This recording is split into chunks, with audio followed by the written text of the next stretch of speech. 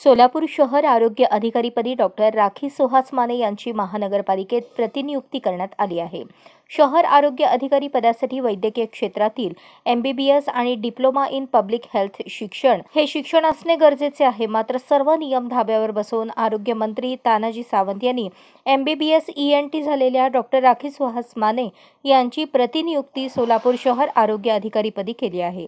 सोलापूरकरांच्या आरोग्याचा प्रश्न ऐरणीवर असताना आरोग्य मंत्री स्वतः तानाजी सावंत अशा बेकायदेशीर प्रतिनियुक्त्या करत आहेत। सोलापूरकरांचे आरोग्य धोक्यात घालत आहेत। ही बाब प्रहार जनशक्ती पक्षाच्या निदर्शनास येताच शहराध्यक्ष अजित कुलकर्णी, खलीद मणियार यांनी स्थानिक प्रशासनाला इशारा दिला आहे।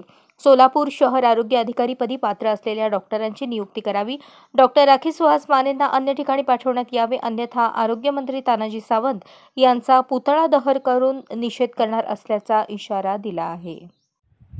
नमस्कार, मी अजित कुलकर्णी, प्रहार जनशक्ती पक्ष शहराध्यक्ष सोलापूर। यापूर्वी सुद्धा आपण आरोग्य अधिकारी महानगरपालिकेच्या विरोधात दिशाभूल केली म्हणून आंदोलन केलं होतं।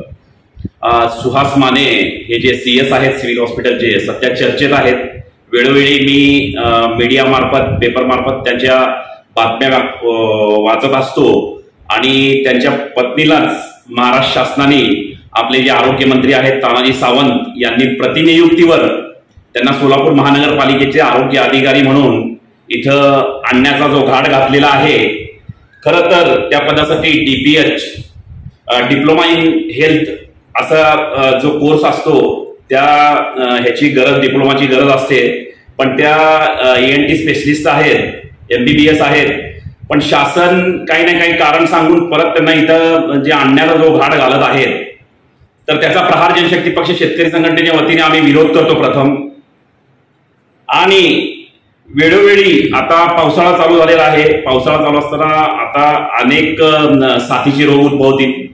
साथीचे रोग उद्भवल्यानंतर पाऊस आला की सोलापूरकरांवर जी गदा निर्माण होणार आहे किंवा सोलापूरकरांचा आरोग्याचा प्रश्न उद्भवणार आहे, यासाठी त्या पदाची म्हणजे DPH MBBS या पदाची गरज आहे।